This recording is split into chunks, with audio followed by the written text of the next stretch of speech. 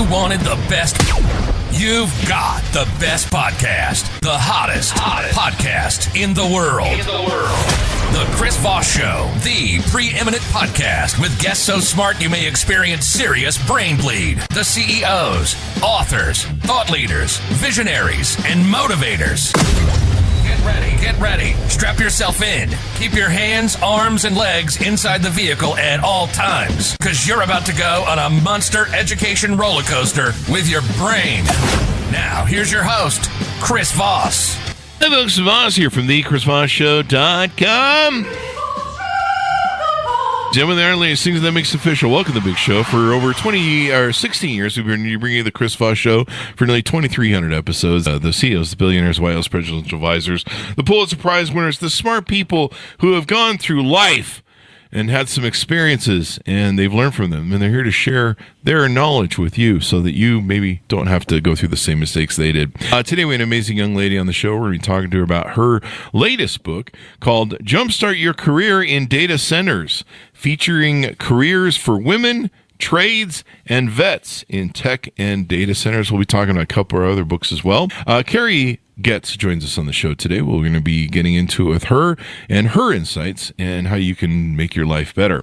She is the principal and CTO of Strategicom and Amazon's best-selling author of Jumpstart Your Career in Data Center, featuring careers for women, trades, and vets in tech and data centers. She personifies over 40 years of global experience designing, running, and auditing data centers, IT departments, and intelligent buildings. Welcome to the show, Carrie. How are you? Thanks. I'm doing great. Thanks. How are you? I am excellent. Thanks for coming. Give us your .coms. Where do you want people to go to find you on the interwebs? Oh, so carriegetz.com or strategicom.com or, of course, good old LinkedIn. I'm on all three of those. Gotta love the LinkedIn. So give us your 30,000 overview. What's inside your new book, the Jumpstart Your Career in Data Centers?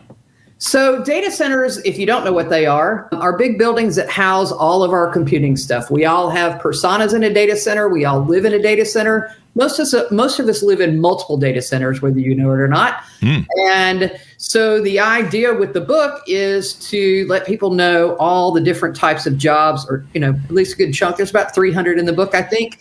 And how data centers work, how to get involved, where to get scholarships, resources, all the good things to get involved in the industry.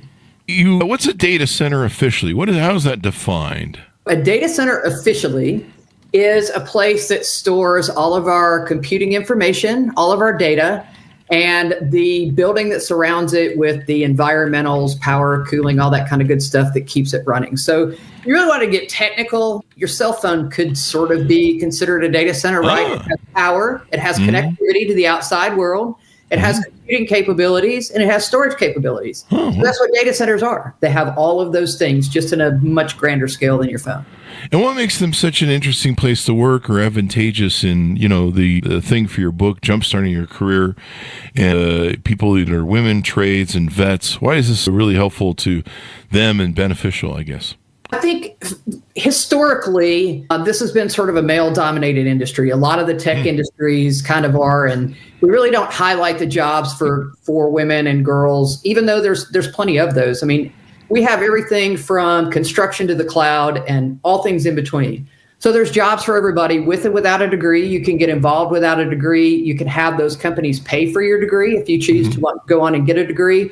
But if you look at the Amazon, Facebook, Google, Microsofts of the world, they've dropped that degree requirement for a lot of their jobs because we have a lot of jobs that don't necessarily require one. And, the nice thing for featuring a lot of the careers for women is there's a lot of women out there that are a year shy of a degree or 6 months shy of a semester because they dropped out to be caregivers or do something else. But they're still absolutely very viable people in the workforce. Yeah. And honestly, technology changes so fast. You're going to be continuously learning anyway. Yeah. I mean, you have to go through training, too. Sure. So there's a lot of on-the-job training. We're working on some national apprenticeship programs right now to help people get involved from an apprenticeship level. That'll be through the Department of Education. So the cool thing is, if you're young and for whatever reason college is not in your purview, Either financially, you're just not ready for it. You got a family to raise, whatever that is. There's jobs out there for you, and then you can move on and do that later if you want. But this gives you the resources to find those jobs. I'm glad they're dumping it, because I've had people come out of college that went to college that I can't, like, for instance, with sales. A lot of times when we try and hire for sales out of college, they can't sell their way out of a paper bag, because sales is something you kind of have to learn in real life, as far as my opinion is concerned, and other things too. I mean, a lot of stuff can really be taught. You don't need to learn history. I mean, history is important. You do need to learn that just to survive in life and understand how the world works and human nature. But, you don't really need it to do your job per se, unless you're, a historian, I suppose. You might need it for that. We need those too. Yeah, you need those too. But I mean, there's a lot of this work that's rudimentary and can be easily taught, and you really don't need to learn some of it. Yeah, without a doubt. And you grow as you learn. And plus, if you think about it, my degrees are so old; they're powdered at this point. But technology changes, so you're going to learn all kinds of new stuff. And honestly, that's part of the thing that I really enjoy about this industry as a whole, is that it's always changing. There's always something new to learn.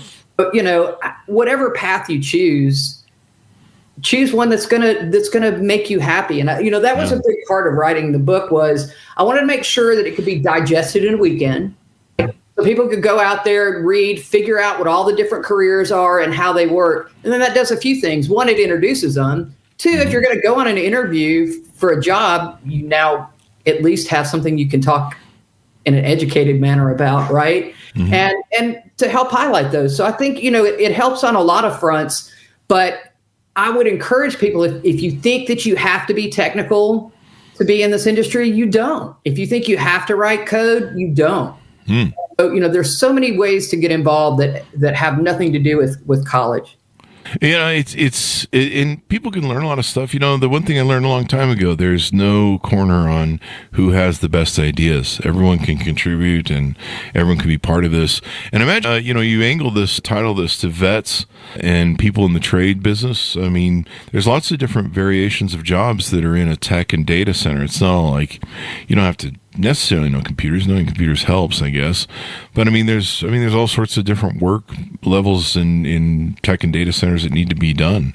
Somebody's got to be the janitor sometimes too. Not just that, they got to be built. We have all the construction trades, so it has to be built. When you're doing moving heavy equipment, we need diesel mechanics to help fix that heavy equipment. Mm-hmm. But it's definitely broad ranging, and so I really encourage.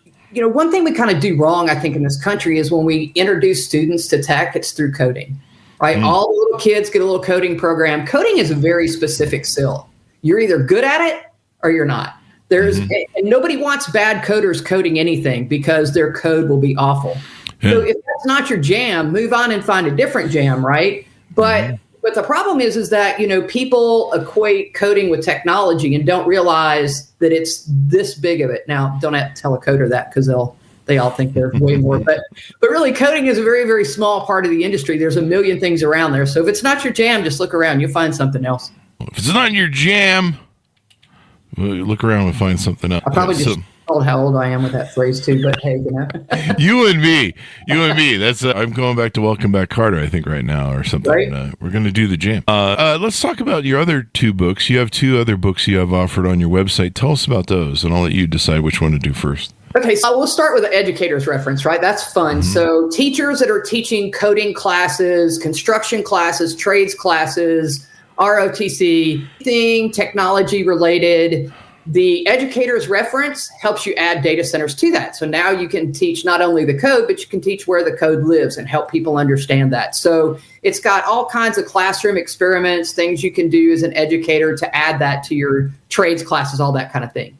Mm-hmm. And then Polly Packet's Precious Payload is a kid's book that talks about a little girl sending a picture to her grandma to make her feel better, and how it travels the internet and gets to a data center for her grandma to pick up later. So kids can be introduced, because we know most kids figure out what they want to be when they grow up by the time they're 7 or 8. Do they so really? If they've never been exposed, they're going to have to fall into the industry as opposed to decide to go into the industry. There you go. So you're trying to get more people involved in STEM, it sounds like. Is that It is, absolutely, yeah. So right now, just in the mission critical industry, we have 300,000 open jobs that have to be filled this year. And that's not counting all the new load from AI. So it's a lot. It's a lot. So you hope that inspires young people to get involved with tech and different things like that, I guess.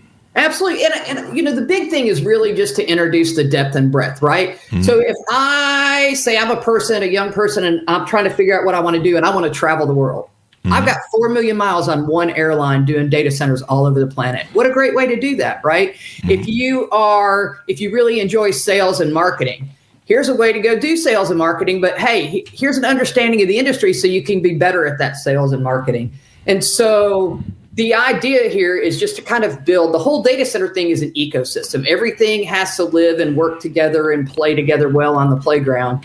And this just kind of outlines all of those. And then how much better are you going to be at your job if you understand everything around you? Now when those conversations pop up, you're not sitting there like a deer in the headlights because you don't understand. You at least have enough knowledge to know what they're talking about, how it fits in with what you're doing, and you can participate, which opens up more doors all the way around. The more doors you can have open, the better. So what are some of the services you provide there on your website? What are some of the things that you do for people? I notice you've got fractional CTO. Do you offer that as service on your website? We do, yeah. So core business, we have CTO as a service where we go and help companies of all different sizes, whether they need somebody to help them get through a project, load up their IT stack. They don't have enough money for a full-time CTO, but they need those services to make sure that they do it right. So we do that fractionally for several companies and help them, get on that path. And we have repeat customers, and that's a good chunk of it. And then I do a lot of technical writing. It's a big chunk of the business, yeah.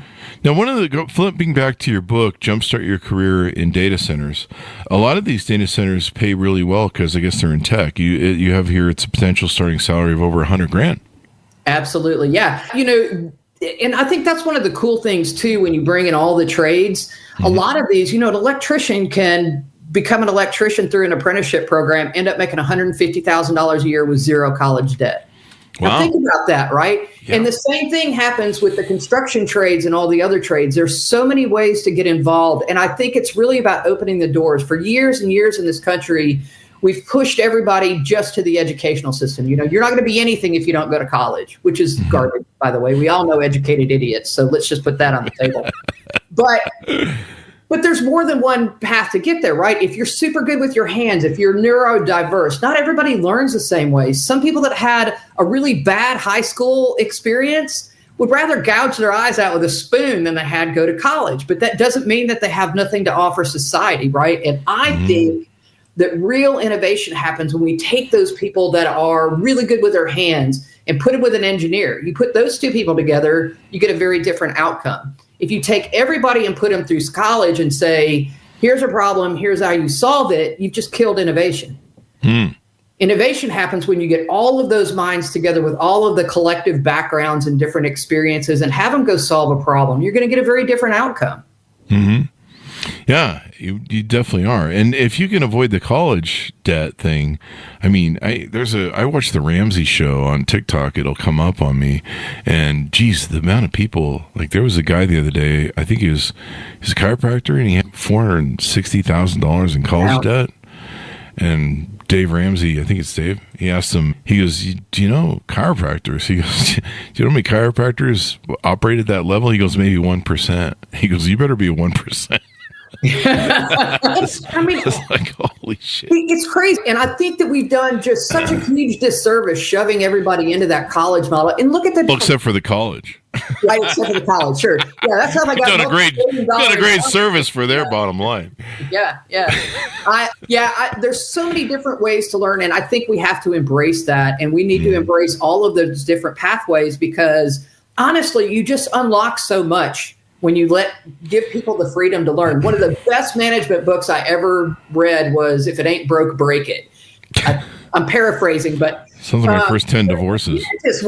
This company rewarded people for busting stuff. But whatever you can find in our systems, our processes, or whatever, if you break it and have a solution to that, then we reward you. And they became a better company, right? It wasn't Yeah. Oh, don't tell anybody we did that wrong. No. Tell everybody we did that wrong and how we fixed it. Yeah, a good example is, when you innovate and you eat your own lunch. Excuse me. There's a famous example of, I believe it was Kodak, who come up with digital photography. But if they knew that if they brought it to market, it would cannibalize their Polaroid sales, and being able to, the photo mats and all that developing that they would do. And so they didn't. And so eventually someone else did, and they went bankrupt eventually. On the other hand, you have Apple Macs, where Mac used to be, the Macintosh computer used to be their number one bread and butter. And then they developed internally the iPad. And then if we put out this iPad, it's probably going to cannibalize our Mac sales, which it did, or somebody else can beat us to market. So if there's anybody who's going to cannibalize ourselves, I guess it's going to be us. It'd be us, right? So, if you don't innovate or die, as they say, I believe. It is. My friend. So you've got to get into that. You've got to do that. You've got to make that an importance thing in what you do.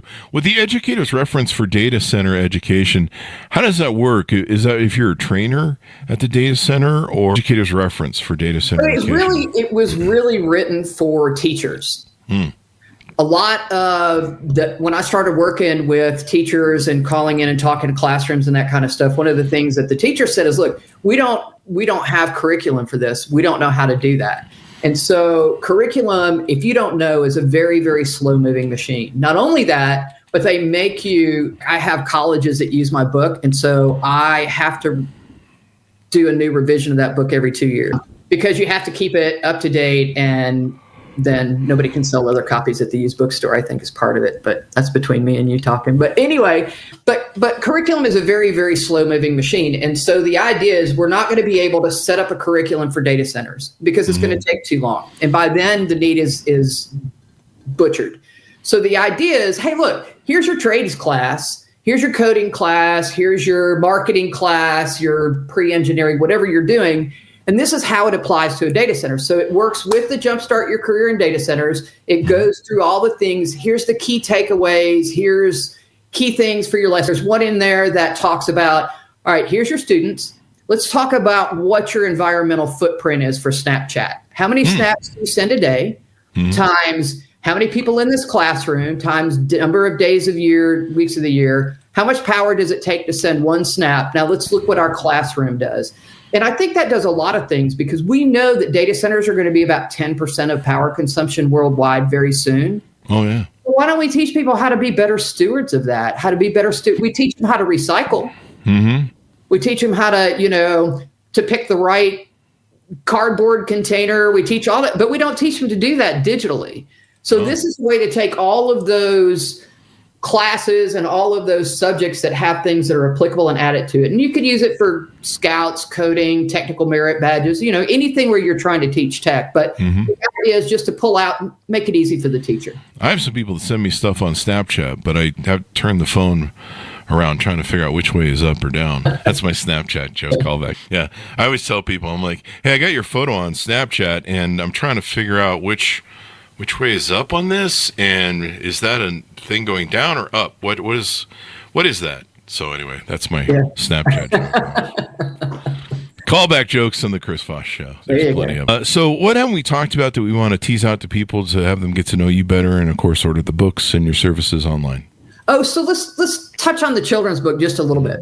Okay. If you have a school, a class, a library, any of those places, we really would like that book to be in there because it's a way for the kids to get a first basic understanding of the internet. Not here's a device, use it, but here's a device and it's how you interact with it and it's how things travel and how they map through. So all of that I think is super cool. Plus it opens up a lot of career opportunities for kids too.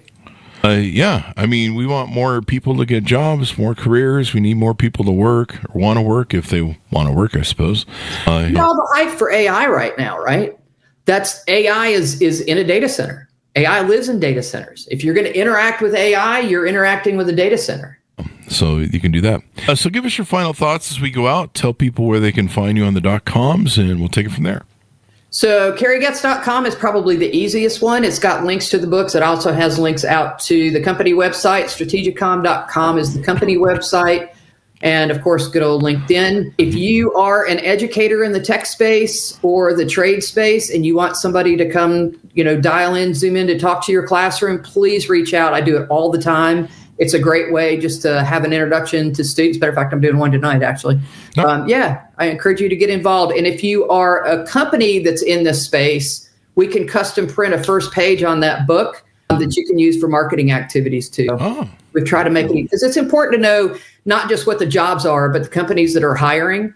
And then we put those out on the website too as resources so people know where to go look for jobs. Well, it's been fun and insightful to have you on the show. Thank you very much, Carrie. Yeah, thanks, Chris. Had a great time. Thank you. And thanks, your audience, for tuning in. Go to goodreads.com/Chris Voss. Pick up her book wherever fine books are sold. You can pick up the first one we talked about, Jumpstart Your Career in Data Centers, featuring careers for women, women trades and vets in tech and data centers. You want to get involved in technology because it's really advancing, especially in the field, like we mentioned, of AI. It's really crazy right now. It is. Yeah, the new DeepSeek thing that just came out that just blew up $600 million and $1 billion. And for a minute. Yeah, it's kind of overrated. There's room for everybody. There's room for everybody. I'm sure that some fat cat trillionaire who sits on the market all day long, he might have to skip McDonald's this week or something. I don't know. He'll live. Anyway, right now somebody in the audience is going, me? Anyway, thanks for tuning in. Go to goodreads.com/Chris Voss, LinkedIn.com/Chris Voss. Chris Voss, one on the TikTok and y'all, crazy place of the internet. Be good to each other. Stay safe, or else don't make me come back there, kids. See you next time. Thanks, Chris.